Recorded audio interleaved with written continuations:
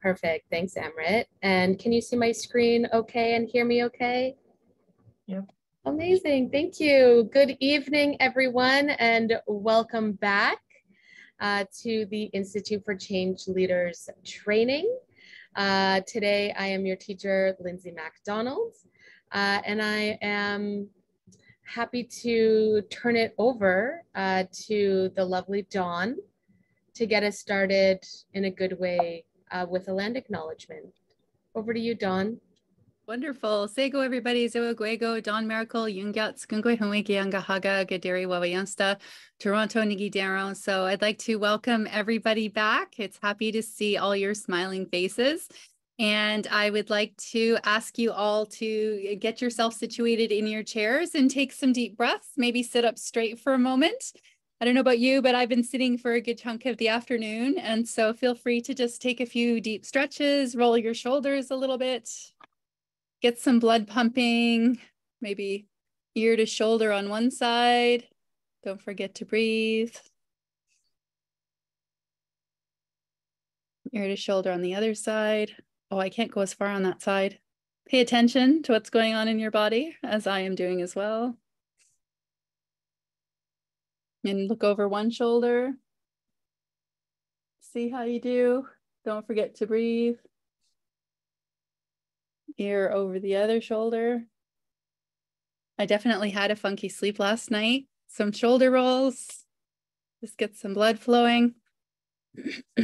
And either with both feet on the ground or both arms on your armrest to get your body balanced. And I'm going to ask you to wiggle your toes and imagine they're on your favorite part of the earth. So whether your toes are wiggling in the sand, in the water, on a rock, in the grass, whatever your favorite part of the earth is, just imagine you're wiggling your toes in it or on it as we give this land acknowledgement. And so again, I'm sharing from Toronto, but after I share this, I would invite you all to share as well, as always, in the chat, the traditional territories that you're on as well too.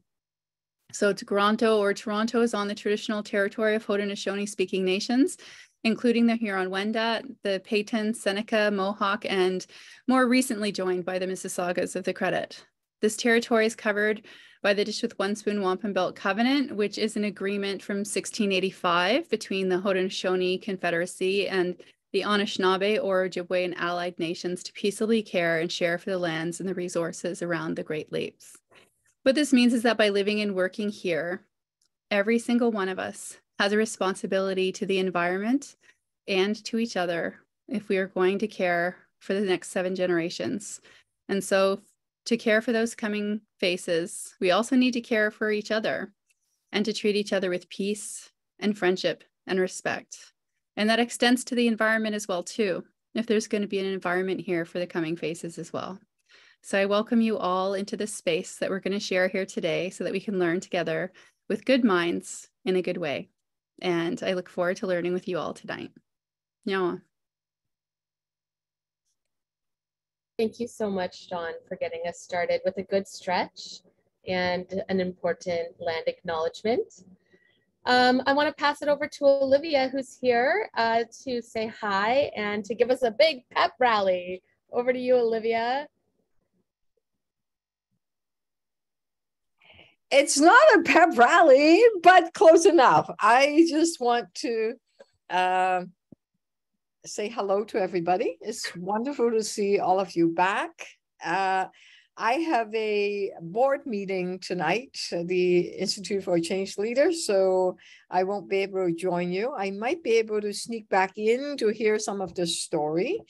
And but you're in excellent hands with Lindsay, who is a professor at Humber University and have taught many hundreds and hundreds, maybe thousands of students for the Institute for Change Leaders. So I will leave you with Lindsay, and our wonderful team of facilitators are back in support of you. And the there's this part, this narrative part that is all about, last week was all about using your head as we decide on what is our organizing statement.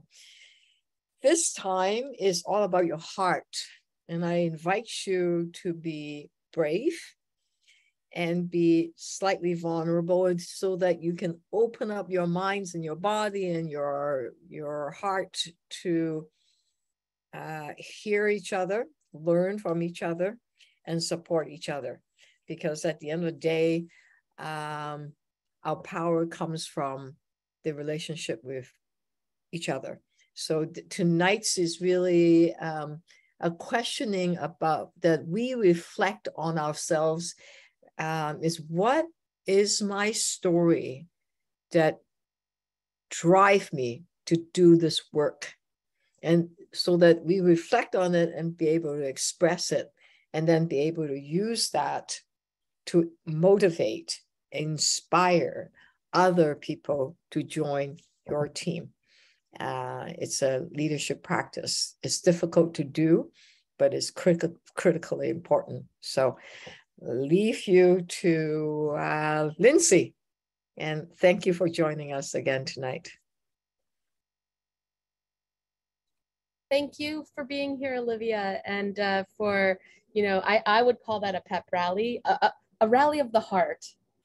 And I hope you can pop back in to hear some of the stories after your board meeting. Thank you so much. Oh. Okay, so I think that gets us started on a really good note. So thank you again to Dawn and Olivia for that.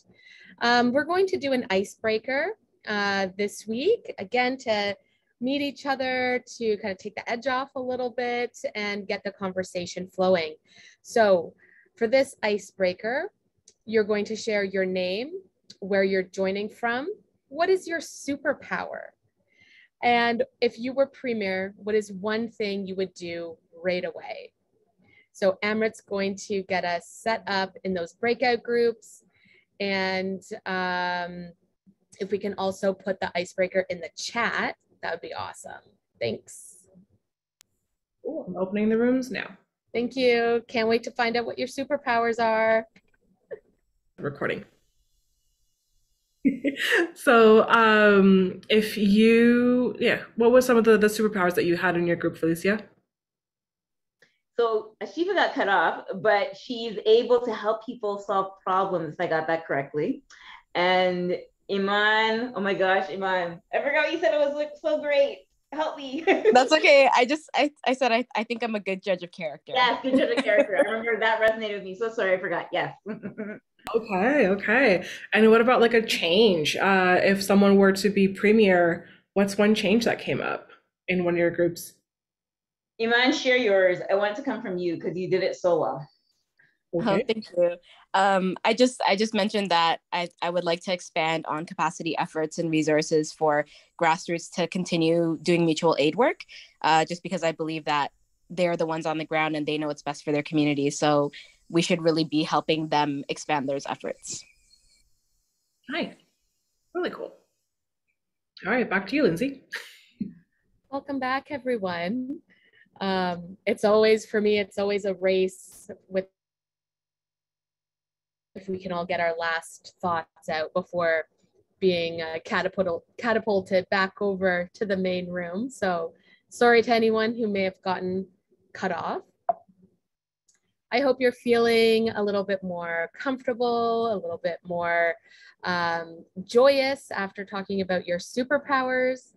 And I'm really excited to get to know more of your strengths and your skills throughout the sessions over the next coming weeks. So just very quickly, a look at the agenda so that you're all aware of what to expect with this evening's training. The focus of today is on public narrative, your story of self, us, and now. So as Olivia said, that's all about the heart. That's the focus of our training today.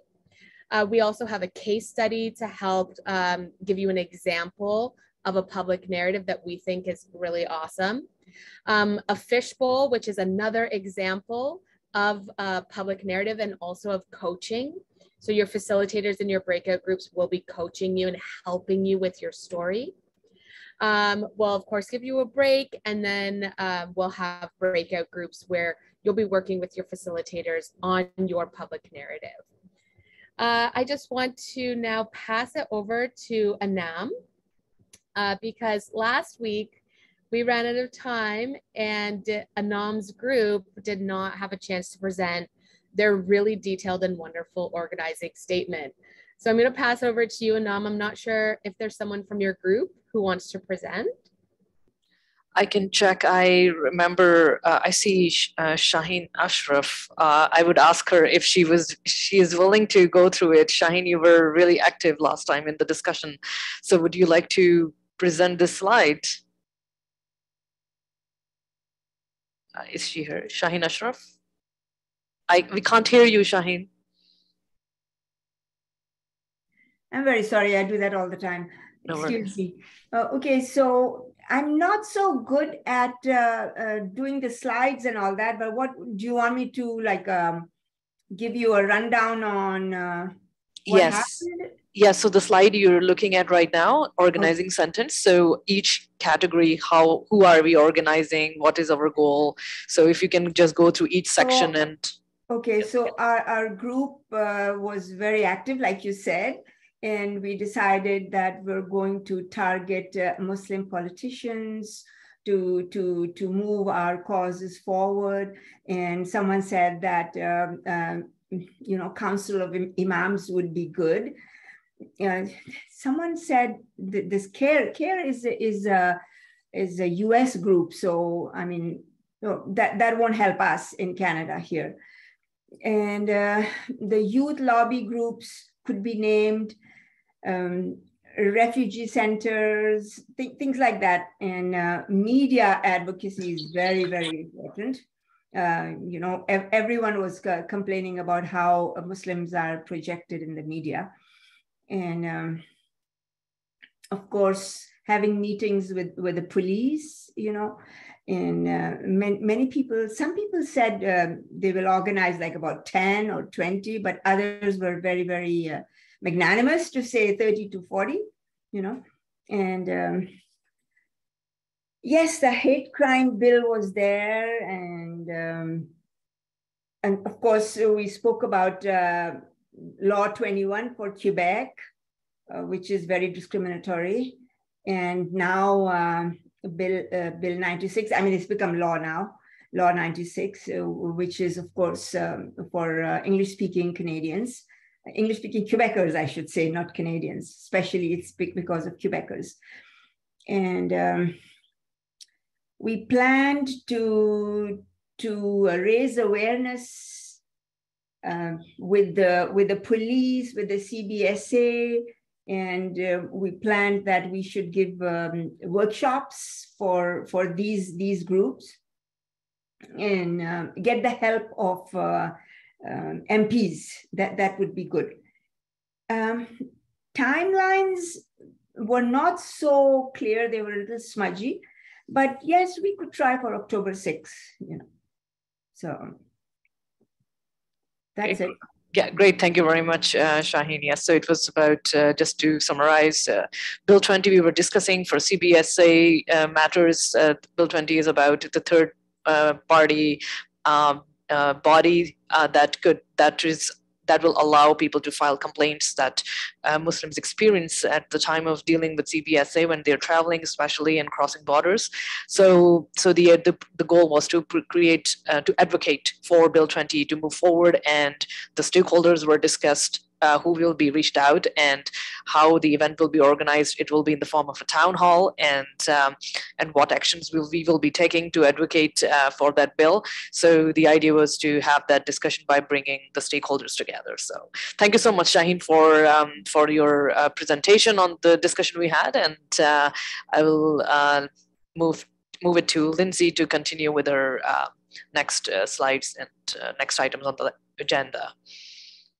Awesome. Great job, Shaheen, in going over and explaining the organizing sentence that you and Anam and the group worked on last week. It's a really good kind of callback and reminder from last week and how we talked about the organizing statement and that's about strategy, right? That's the head part of organizing. And I think it's a great segue into public narrative.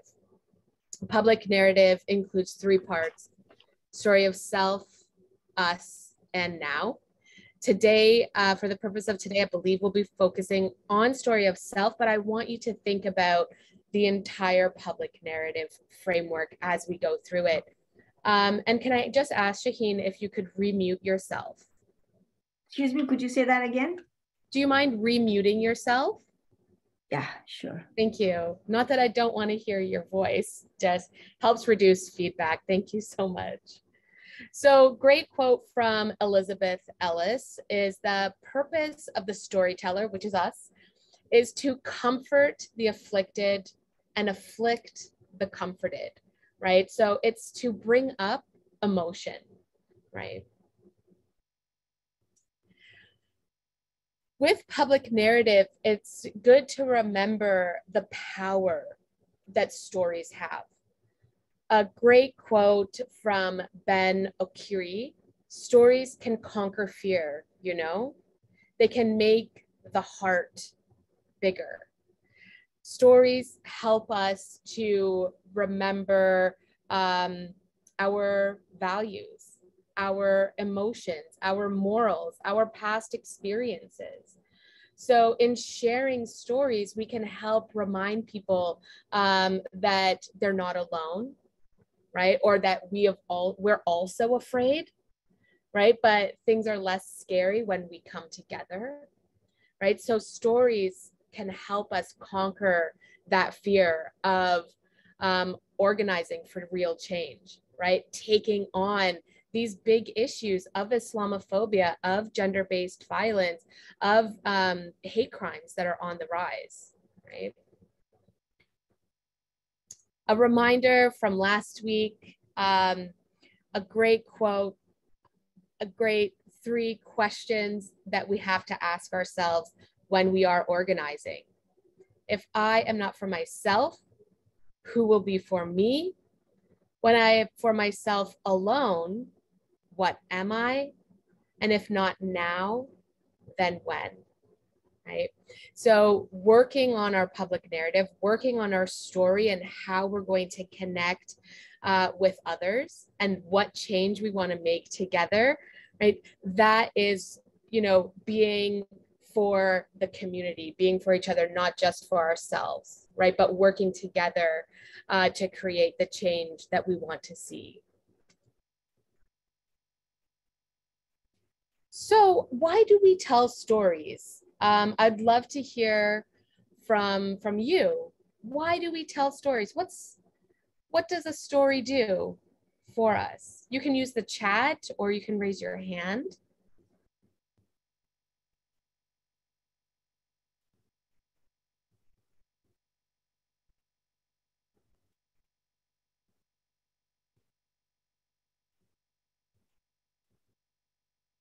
And if someone is able to read the chat for me, that's also really helpful. It teaches us a lesson of our history. Stories allow us to learn from them. Wow, a lot of things are being said in the chat. They create change. It makes us more relatable. It moves people's emotions and people. It teaches us lessons of our history. Stories link historical context into present. Well, guys, you can open your chat too, your mic too, but wow, a lot of very interesting points. Shares experiences, allows to share our things that we experience and thoughts, form allies, develop with emotions, values, interpersonality. Absolutely. Oh, the last one is my favorite. Well, I don't have a favorite, but that one's really pretty well said. It takes us to another world. Yeah. There are quite a lot, but keep going. Thank you, Monica. I really like that one too. It takes us to another world, helps us see another perspective, but it can also help us see our own values in someone else's story, right? So even someone who has a different perspective or a different story, we can still see in that story our shared values, right? So we tell stories for all of these reasons and then some. And they are powerful. Just on their own, stories are powerful. If you think back to stories that you loved as children, or stories maybe that you love to read or tell your own children, right? Those stories are powerful in themselves. But what we'll be talking about today with public narrative is how a public narrative framework of self, us, and now can take that really powerful story and use it in a way to connect with your people, right? Generate resources and strategies and take action, right? So stories are powerful on their own, but when we follow this framework of self, us, and now, we can come together to create that change that we're all working for and working towards. Stories teach us our morals, our values, lessons, how to make choices, how consequences work, right? And more. What makes a story memorable to you? Again, you can use the chat, or you can just turn your microphone on and share with us. What makes a story memorable? Hi, this is Shaheen. I would say the emotion and the energy that's told behind the story, whatever that might be. It could be a scary story, it could be something very vulnerable, it could be elating, but the way in which it's delivered really has a meaningful impact on the listener. Yes. So the emotion, the impact of the story, how it's told. And if one of the scribes could maybe type onto the slide and we can see this in real time. I might have to exit. Oh, you have to exit the slideshow. Yeah. Okay. Okay. Thanks, Monica. Got it. Right. So when there's emotion in the story, the delivery of the story, what else makes a story more memorable? Maybe the result of the story, the morale, or absolutely anything, a lesson that you learn. Yes, the moral of the story, the lesson. If it's a really good lesson, you're more likely to remember the story. And if you can authenticity, being genuine. Mm-hmm. Why is that important? Why is it important to be genuine and truthful and honest? I think especially with like a story, it holds so much power, and so I think it could actually hurt the storyteller and the story if it's not genuine. So I'm looking at it more from like a risk perspective, that if it lacks authenticity, then the credibility can be questioned, and that can be very disheartening, well, and not good for the heart for everyone around. Absolutely. Yeah. So if you start to embellish your story, what if you forget how you embellished it, and then the next time it comes across different and maybe you seem disingenuous, right? So that's a really great point, Anna. Being genuine, being authentic, your story is good enough. Your experiences is your story. You should share them. You don't have to embellish your story. You don't have to make up a story for it to be impactful, right? I see lots going up here on our slide, shared experiences. That's huge. Again, shared experiences remind us that we're not alone, that we're not alone in what we're going through or what we're seeing, what we're experiencing in our own lives. So this is excellent, right? Being relatable, being authentic, having emotion and different tone of voice and cadence in the way that you share your story. And practice makes better, as Dawn shared with us earlier. Just going to go back into present mode. Can I just add that, we hear many stories in our lifetime, but the ones that are memorable or the ones that resonate are the ones that you see yourself in, right? Like that it could have been me, that is my story, or, so I think for me that resonates. Absolutely. That's a really good addition. I'm sorry, I didn't catch who shared that. Thank you so much. It's Firdaus. Oh, okay, Firdaus, thank you. That was a great addition, right? So when it's relatable and we can think that that could have been me, right? It allows us to be empathetic, right? Nazat, oh, just unmute yourself so we can hear you. So one thing that I've learned when we've been doing our anti-Islamophobia 101 and countering cyber hate 101 workshops are the stories of the participants and the ones that really made an impact on us. And the ones that made an impact were those where the person heard what we were saying and it changed their life or their behavior or their attitude. So when you tell the story or the narrative, the impact of that to actually change someone's thinking, that was precious. For those, if you can recall the story of that woman, who went through her transformation really during our workshop. So, I mean, that is the impact of a story where you relate something to someone, they say, yeah, I'm ashamed of the way I was then. Now, if I ever see this person that I was rude to, I would love to say sorry to them. That was very impactful. Right. So they learned a lesson and they shared that lesson and that personal journey and development. Exactly. And that takes vulnerability. Absolutely. Right? And I think what made it possible is that, in our workshops, like you do here, you create a safe place, a safe space, or, that's so important to storytelling. If you want people to relate, you have to make them feel safe. Yes. And you have to feel safe. Yes. Excellent point, Nazat. Thank you for sharing that. And it's a good time right now just to acknowledge that ICL, all of the facilitators, all of the instructors, we do strive to create a safe place for sharing, a safe place for all participants to tap into that vulnerability, right? And so you can talk more about that safe space in your breakout groups, but whatever is shared here stays here, and your story is your story and no one else's. So thank you, Nazat, for that important mention. In the same way that stories touch our hearts and make us feel emotions, in the same way that stories help us to take another person's point of view or help us remember the story, they also help us to move to action through motivation, right? So stories move us to action in all different ways, and we're going to kind of uncover some of this as we continue on.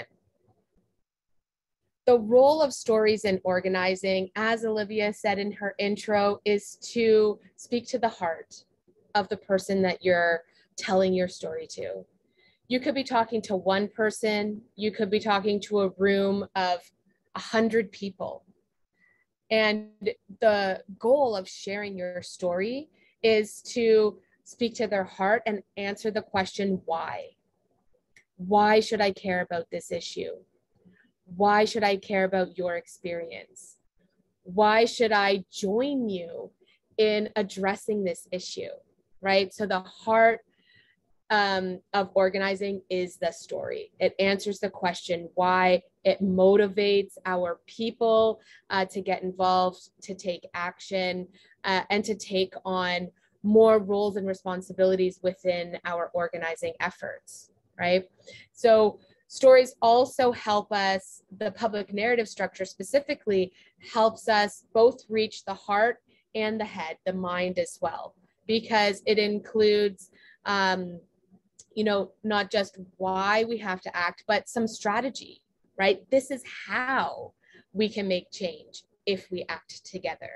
And when your story is able to touch the heart and speak to the mind, people are more motivated to jump in, to take action, to join you in creating change.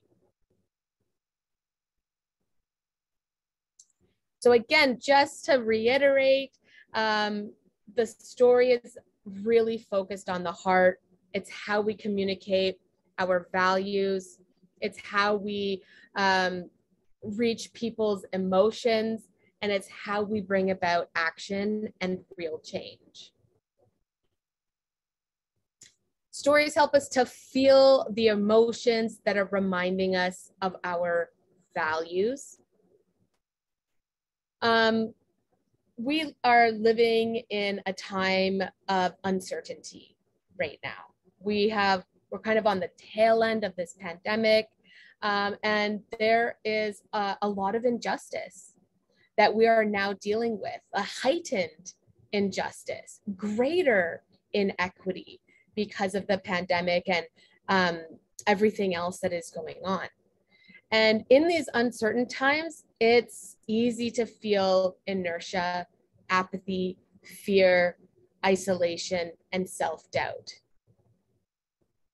We can turn those feelings into motivation when we share our stories, when we connect with each other in that authentic way. It can help us feel a sense of urgency, right? Instead of what's the point, we're like, let's go. Let's act now. We cannot wait. Instead of feeling apathetic, we feel anger, right? About the injustice. And that motivates us to take action. We feel hopeful when we connect with others, share stories, and are able to connect that way. And we build a sense of solidarity and a sense that we can make a difference, right? Together, working together, we can make a difference. So it helps bring us out of a dark place and into a place where we're organizing together, where we feel like we have some sense of control over what we are experiencing in our society and what we want to change. And it all starts with that story. The story outlines for the listener, your morals, right? What is the moral of the story? What are your core values? What was the challenge that you were faced with, right? How did your morals and your values help you to make a choice? What was that choice? What did you have to do? And what was the outcome, right? Maybe what was the lesson that you learned, or again, the moral of the story.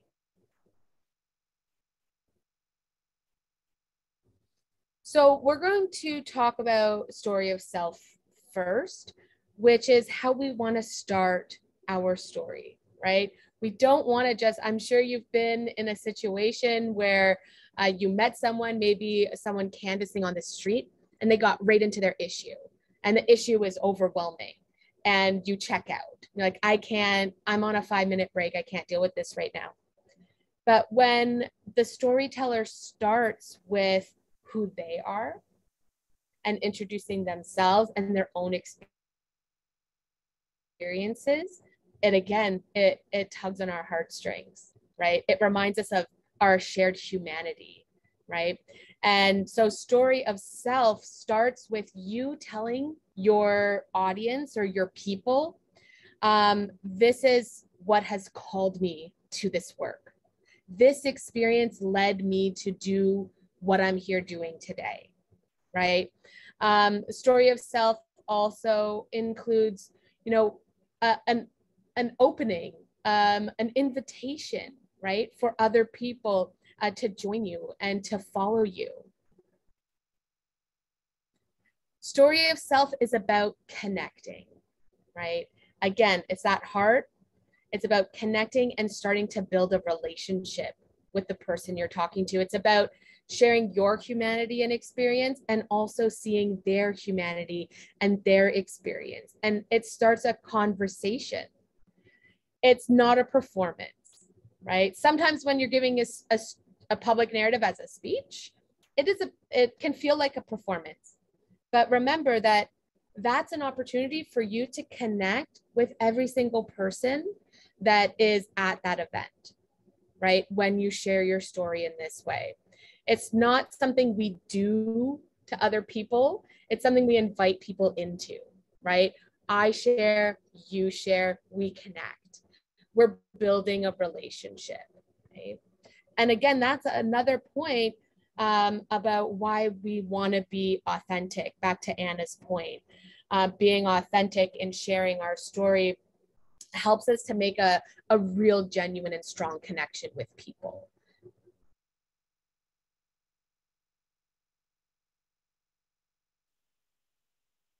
And story of self and us are really strongly connected, right? Story of self says, this is why I was called to leadership. This is the experience that I had. This is the challenge I was faced with, the choice that I had to make. And it connects to our community, our people. You want to be specific. Who are you inviting to join you? Who are you trying to reach? What are your shared values and shared experiences? You want to, when you're connecting your story of self to your story of us, you want to be deliberate in talking about your common challenges, right? And talking about your shared values, your shared experiences, maybe thinking about why your challenge is not unique, right? Often when we're talking about things like hate crimes, gender-based violence, Islamophobia, it's not an isolated incident. Many, many people are facing this same injustice. And when you're thinking about story of self, you're connecting with other people's experiences and inviting them to join you, right? Lindsay, I think this would be a great time to move on to the video. Okay, awesome. Thank you so much. So the last part is story of now, where you want to be really clear in your ask. Will you join me? Will you do X, Y, and Z with me? If we don't do it now, you know, what might happen? If we do it now, what could be the greater outcome? And we are going to move into our first example, which is a video. But just a refresher, there are 3 parts to public narrative: story of self, right? This is who I am. This is my experience, inviting people to be in a relationship with you. Story of us, inviting others to join your team or your community or your chapter. And now, what's the action that we need to take? Okay. So the video should just play. Let me know if there's any feedback.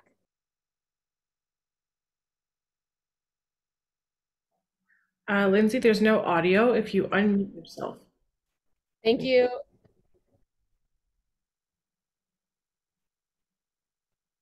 So it's January 4th, 1998. I think it was a Sunday, and I was 16. All my friends were getting ready to go back to school after winter break. They were worried about papers, ACT, college choices, spring sports. I was in a hospital bed, holding my newborn baby girl. My journey to becoming a teenage mother was long and tiring and scary.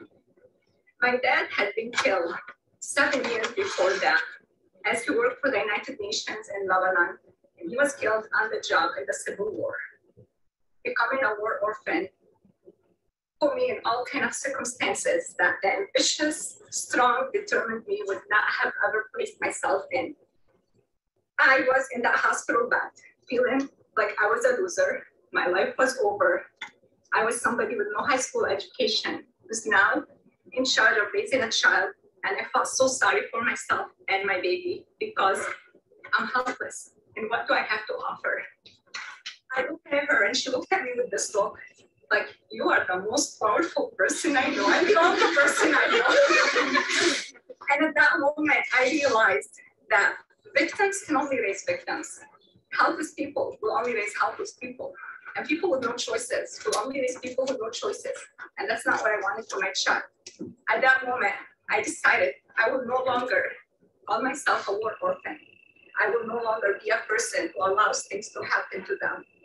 I will make choices for me, my daughter and for any woman who finds herself placed in circumstances that are out of their control.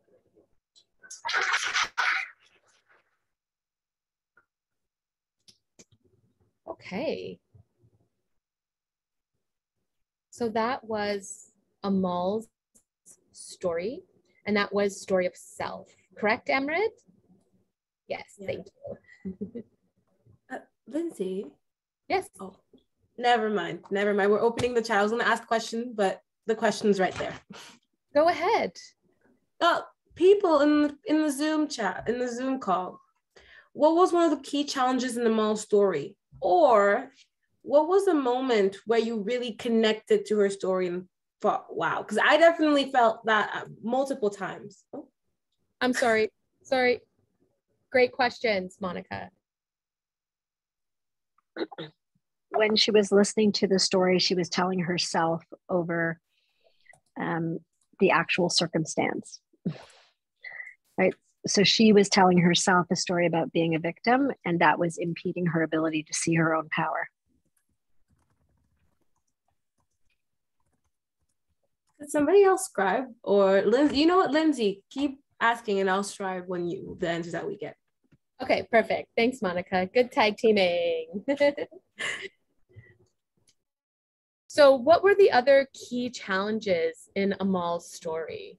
There are a couple in the chat, Lindsay. Oh, great. Being a teenage mom. Being a teenage mom, a war orphan, experiencing war. I see labeling the self, right? So seeing herself as a war orphan, feeling hopeless. Absolutely. Losing her dad. When we're listening to Amal's story, we're hearing a lot of challenges, right? Not just in things that are happening around her, but things that she's telling herself, right? That kind of negative self-talk. Not having enough education, or maybe not feeling like she had enough education. Saima's says feeling weighed down by responsibility for her child, or feeling afraid maybe. Questioning herself. Can anybody relate to Amal's challenges? You can just nod or say yes in the chat box. Can anybody relate to this? Maybe not directly, but indirectly. Okay, I'm seeing a lot of people are saying yes. I'm not a survivor of war. I'm not a young mother, but I know what it's like to doubt myself, right? Or to feel like I'm not enough. So I'm connecting with these challenges in Amal's story. Right, being unsure about bringing up a child when you yourself are a child. Yeah. Did we catch everything?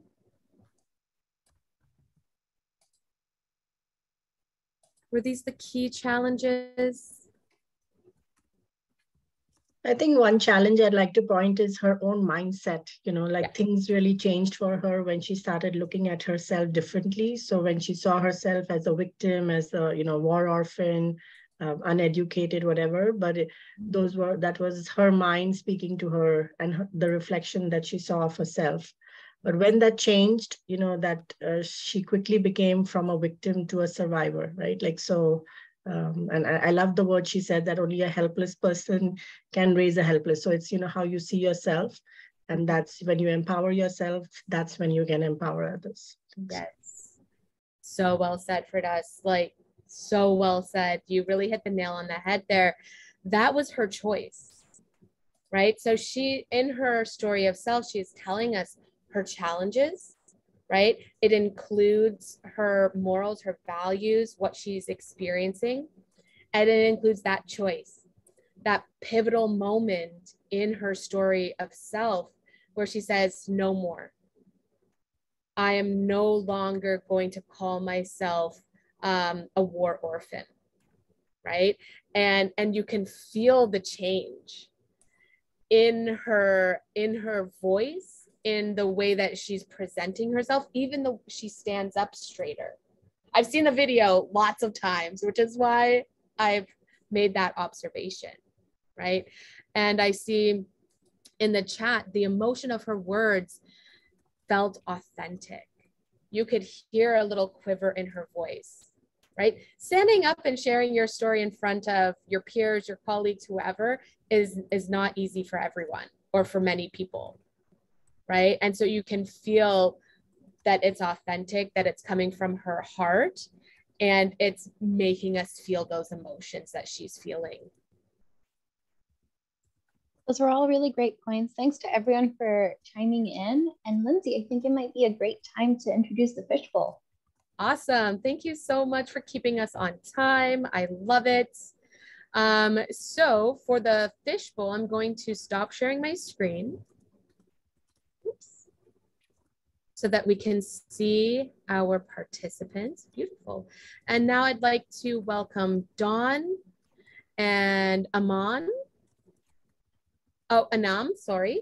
And if we can spotlight Dawn and Anam for the fishbowl, I think that would be awesome. You can just spotlight Anam for now. Sure. I believe Anam's going to share her story. Thank you very much. So it was back in 2013 when I moved from Ontario to Calgary to work for a manufacturing company after I finished my undergrad and grad studies in chemical and environmental engineering. I was passionate to move there to pursue my career all by myself. I did not know a single soul in Calgary when I relocated. And when I joined the team in the workplace, it was completely different situation from what I imagined it to be. I was the only female in my team, and coming as a minority representation, I experienced misogynistic statements, discrimination, belittling statements, and it was very unethical activities on the corporate level.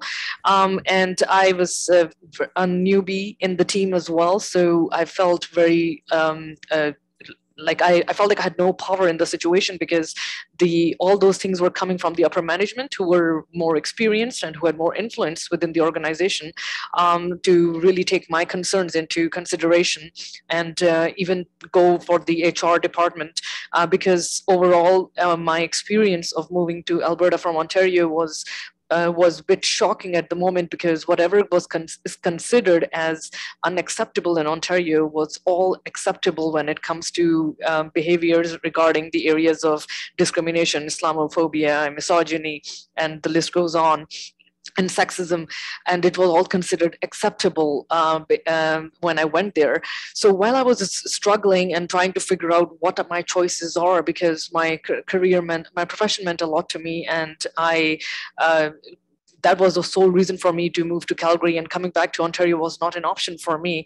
While I was thinking about all those things, one day from my office windows in Calgary downtown, I saw protesters on the roads. I saw social activists and canvassers, and at that time it was November 2014 when the elections were being called in the spring of 2015, and the announcement was made, and the reason the political flux was happening was because the announcements were made that would crash social justice, and that is the reason why there was a whole community out on the roads to protest against those announcements that were made by the government at that point. When I saw the whole situation from this big window of my office, that's when I was like, okay, I have issues and I want to see the change. So if I want to see the change, I would rather be that change. And that was the moment when I decided that, you know what, in the upcoming election, I will be running for as an NDP candidate to bring that change, to bring the new government after 44 years in Alberta that could actually stand up for people and social justice. So that was the moment in my life when I made the decision, and when I started campaigning, that was my story, that this is what I experienced and I'm not alone in the situation. And when I ran, I got the support I needed, and guess what? I won, and the NDP government was formed in the history of Alberta in May 2015. Wow, that's amazing. Anyone else want to cheer? That's incredible. Congratulations. Thank you. So I have some questions for you. So when you were in the thick of it, though, earlier on in your story, when you were really being challenged by, you said a lot of it was by upper management. What kept you going? Like, how did you feel at the time when you were at those very challenging, dark moments? I felt very isolated. I was afraid. I felt I had no one to talk to who could really relate to my situation. And I felt helpless as well, because I was like, who is going to really help me in the situation? Because everybody seems to be in alignment with how things are, not just in the office environment, but in the province as well. Because in my office, actually, people were supporters of that political party to begin with. They were the campaigners. So they didn't want the change to be happening on political level, because it was supposed to be supporting the patriarchal system. It was supporting all the things that could help corporations that would prioritize certain or more privileged groups anyways. So, and nothing to do with justice, or nothing to do with what's ethical and what needs to be changed in the society. So for me, it was a very tough situation, and I felt like a victim, basically, at that point, when I was in my dark, before I made the decision that, you know what, I'm going to stand up and fight against all the odds, because I was ridiculed as well. Because imagine that the party that never won in Alberta, and somebody in the office who is already belittled in the office, when my coworkers got to know about it, they were all laughing at me, that what am I up to, going up for a party that never won in Alberta before. Right. Well, I'm so sorry that you went through that. But also, it's amazing that you came through the other side so victorious. That's really incredible. So looking back on your younger self and everything that you went through, what advice would you give to your younger self, and therefore to others who are going through those challenging times? The advice I would give to my younger self is that sure, there are anything is possible in terms of unpleasant experiences as well. However, when those unpleasant experiences happen, the one way to empower ourselves is like what we choose to do in that situation. So sure, there are many things that are beyond our control in that moment, but what I can do, what choice I'm going to make for myself in that situation to empower myself, and then that is the starting point. And so that is my advice, that rather than just completely feeling helpless by focusing on what I can't do, it's important that, okay, what I can do doesn't matter how small of a step it is. That's right. That's amazing. And so what should have happened? How should you have been treated in that office once you arrived? I should have been treated with more respect, that my voice matters, rather than completely being ignored in the conference rooms when I'm sharing my opinion, seen as an incompetent person because I'm just a woman, because in the world of engineering, men are seen as being more experts. So it's a very male dominant profession to begin with. And then the fact that if I have got dietary restrictions, then that will be respected because I'm a human and I have my own restrictions. I remember the time when we were having an official meeting, and when I would when I would refuse to have alcohol in the meetings, in those official meetings, my manager would feel really embarrassed about it and would feel that I'm not going to bring any business to the company because I'm not going to have a drink with the clients. Wow. So he made it about him. about him and about the company, and it's an issue that I was basically not a fit for the company, and I'm not fitting into the group, so I'm not the best candidate to be part of. And in fact, there was a time when pork was served accidentally, even though I called the server. Made sure that I confirmed with the server that it does not have pork in it, and the dish was presented to me. And when I started drinking my soup, there was pork in it. So I was like, oh, this is an issue. So I was addressing it. And I remember that my colleagues or the boss sitting there at that point was very unhappy with the situation, that I'm making such a big deal out of the situation. And he, in fact, commented, oh, there was a time when I'd never had pork in my life, but then I realized how much I'm missing out on until I had it. Wow.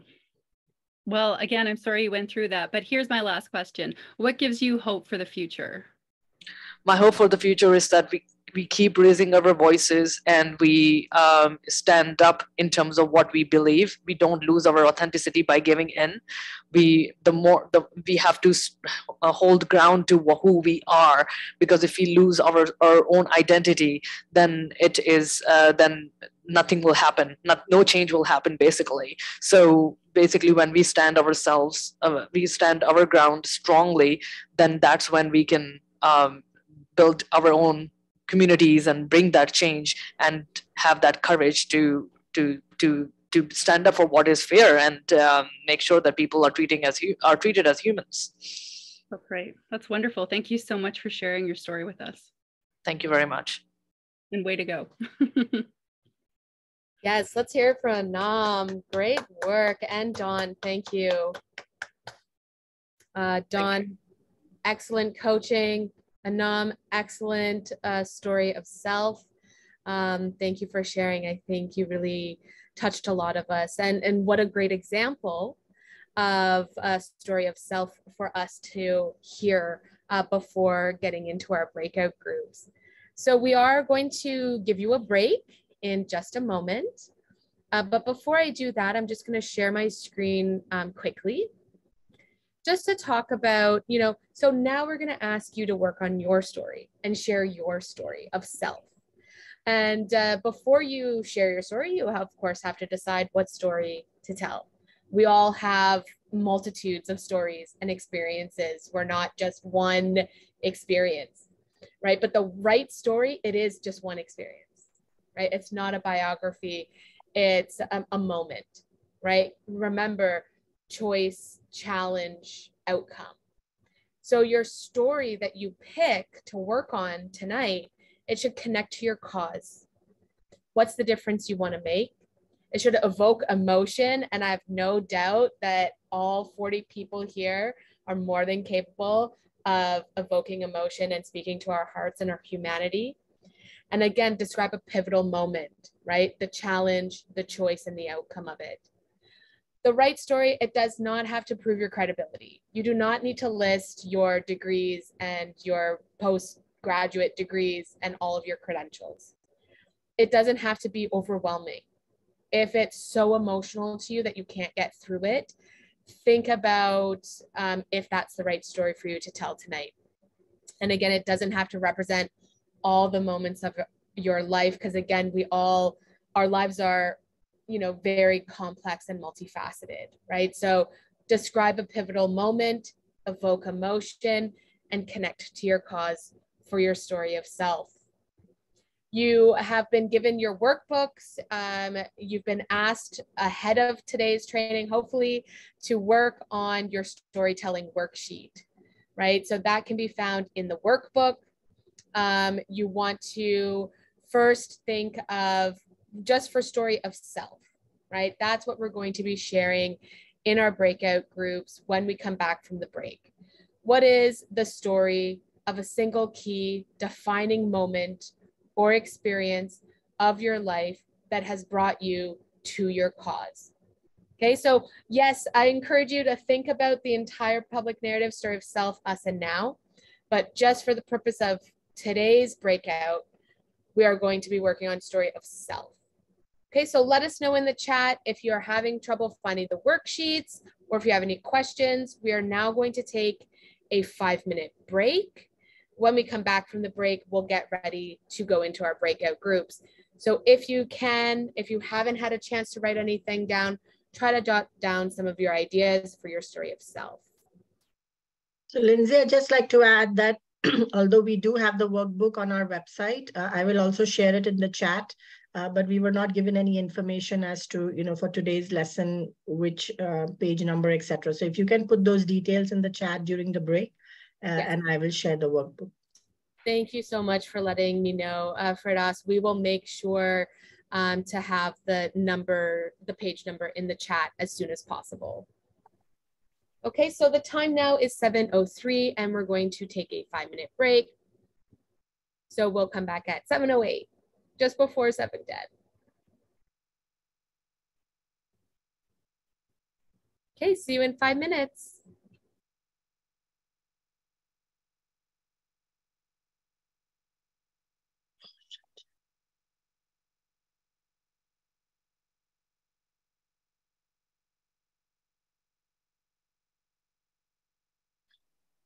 You've got it. Right. No worries. I'm used to it. We've got 3 minutes to share your story. So again, a timekeeper will let you know when your 3 minutes is up. And then your facilitator will coach you for 3 minutes, very similar to what we saw Dawn doing with Anam. At the end, super important, as a group, decide of one person's story who you would like to share with the larger group when we come back together. All right? Did I miss anything, or are we good to go, Amrit? I think we're good to go unless there are any last minute questions while I also set up my timer. If not, then I will put you into your rooms now. Awesome.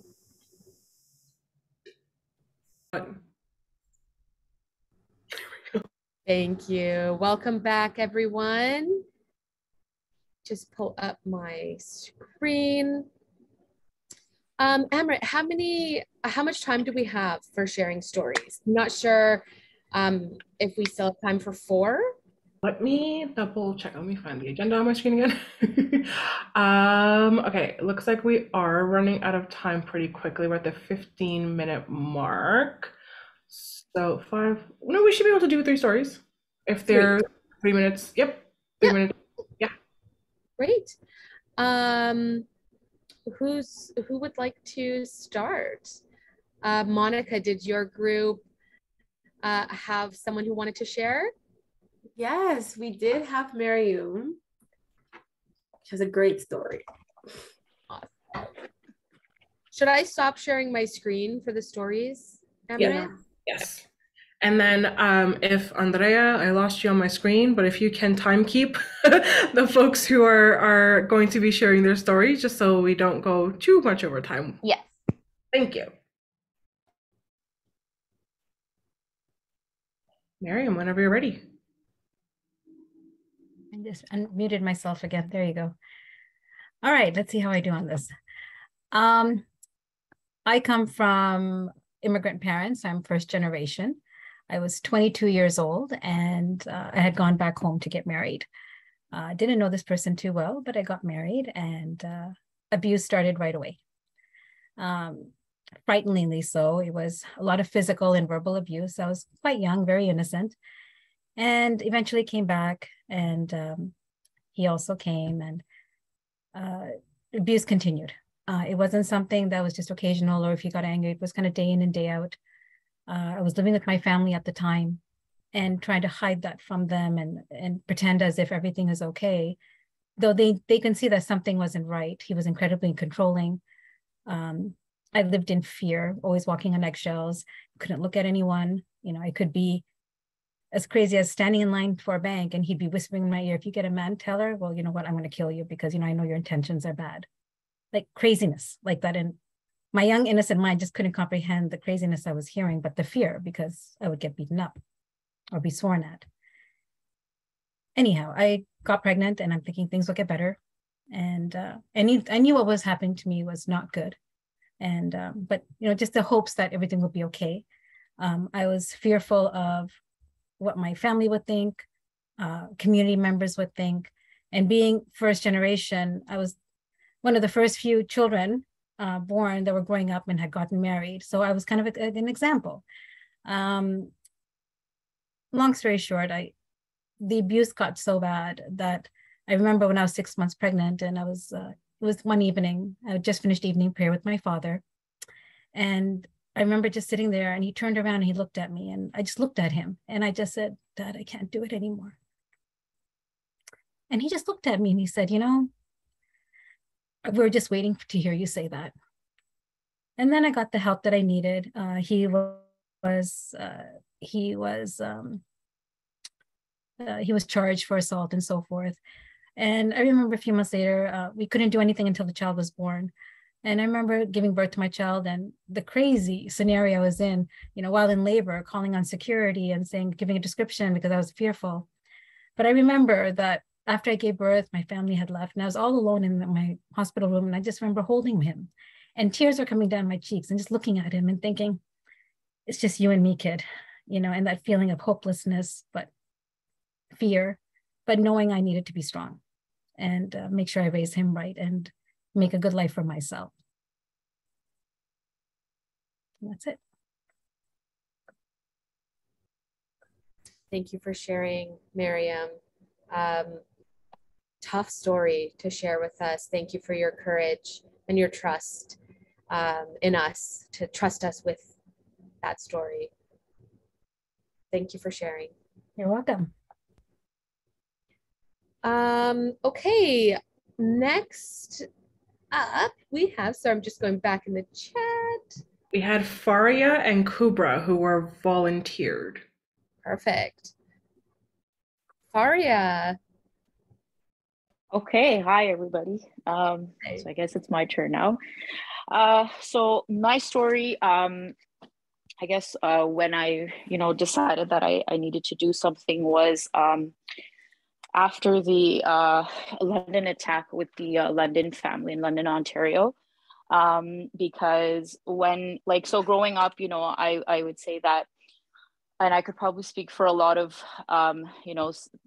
minorities and Muslims and South Asians, that we were used to microaggressions, and, we were just kind of taught to just kind of brush it off, just do your thing, carry on with life.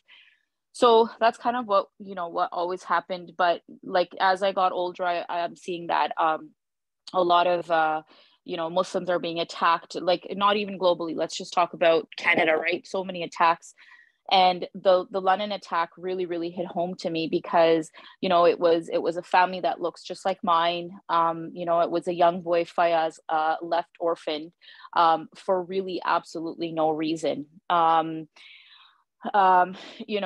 Sorry, I just get a little bit emotional when I talk about it, but, for no reason, just a family on a walk. So knowing that and seeing, why it happened, although of course there's no reason for it to happen, but in this case, there was just a family walking, which is what I do with my family. I really hit home because I said, that could be me. I have 3 young girls, and we can't have more Fayazes because people, just don't accept people for what they look like, what they wear, what they believe in. And so for me, that was a turning point where I felt like, okay, enough is enough, and I might not be able to, eradicate Islamophobia, but whatever I can do with my voice, and, with pushing through and bringing more awareness and spreading awareness is what I will do. And I will say that every time I cross a barrier, because we're trying to implement a Muslim support network at my place of employment. I do really think about that young boy Fayaz, and who's left an orphan. And then I also think about my kids and all the kids around me, that I'm going to try to do what I can do to make a better world for you in this country. And so that's why I'm here today. And that's why, we created the Muslim support network at work, and, we continue to work on it. So that's my story.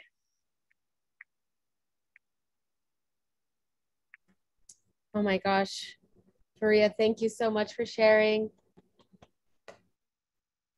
Thank you for having the courage to share with us.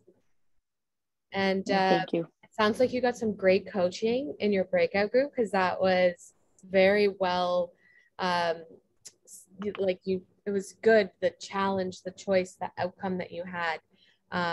Really strong story of self. Thank you. Thanks. Okay, and the last story is from Kubra. Hi, everyone. Thanks very much for this exercise. I was actually very emotional listening to Miriam. Even I had a little outburst earlier. These are not just stories. These are real life, lived experiences. So I live in Ajax, which is, east of Toronto.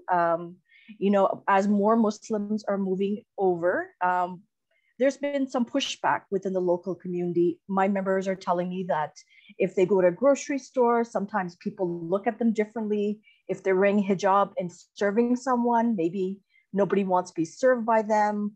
Kids are telling me that they're being stopped by the police and being questioned because they're male, driving a nice car, being, brown, obviously different.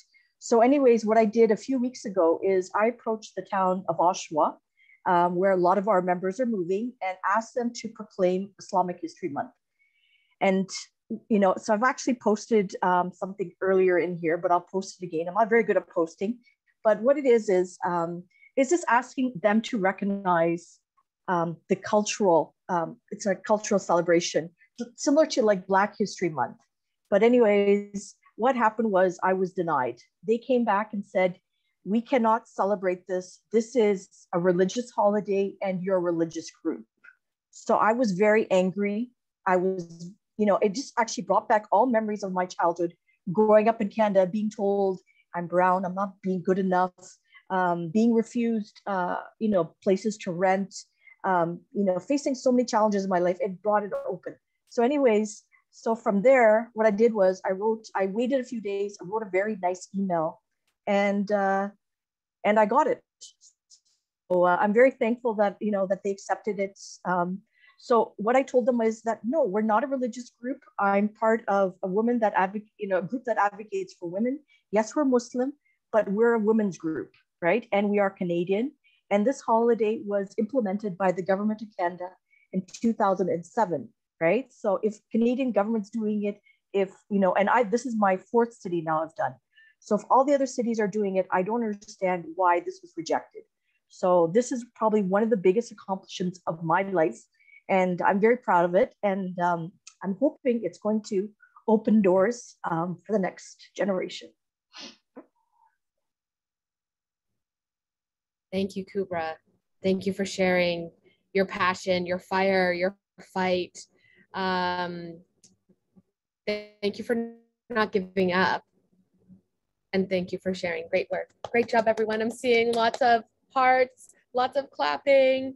I love when a group of people can come together and create this, this place, this space where we could be vulnerable, where we can share our lived experiences, our stories, our hearts, our traumas, and where we can be heard. So thank you, everybody, for creating this space together this evening. If you can believe it, we've come to the end of tonight's session.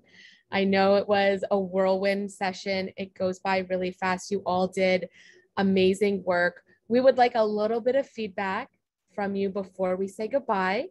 I'm quickly going to share my screen and ask you, tell us about your key learning from tonight's training. You can use the chat and our scribes will copy from the chat onto our slide. What was your key learning?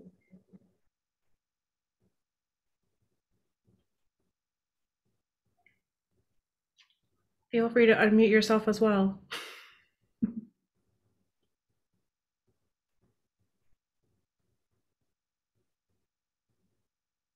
Simon says, finding the key point of my own story. Excellent. That can sometimes be challenging. I struggle with that. Being resilient. Yes, Shaheen. We heard a lot of resilience today. When life gives you lemons, make lemonade / empower yourself.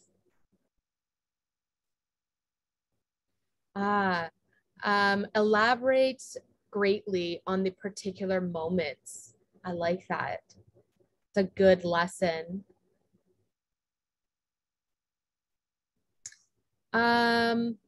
Working on introducing the topic, sharing the outcome, being vulnerable is okay when you trust your group.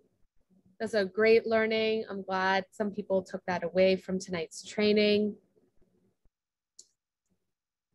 Oh, reflect on what will resonate with others. Good one, Ashifa. Yeah, so thinking about what will reflect with others. Empowering youth. I'm so glad your 14-year-old daughter got to hear the training today and these important stories. Telling your story from your heart, telling your own story. Making change for the next generation. Excellent. Thank you for sharing your key learnings. And I promise we're going to let you go. But first, so we heard kind of what really worked from your key learnings. What needs to change? Any feedback for how we can come back next week even better? Don't worry, you won't hurt our feelings. We love feedback. We thrive on feedback.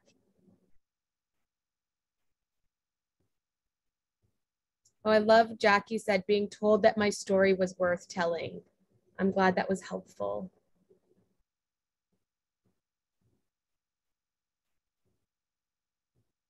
Shaheen thinks we're perfect. Thank you. Appreciate it. Everyone has stories worth telling. Thank you, Dawn. That is ICL's like motto. Everybody has a story and that story should be heard. Have more role models like Anam. Oh, I love that. That's great feedback. So Kubra saying it's a lot after a full day of work.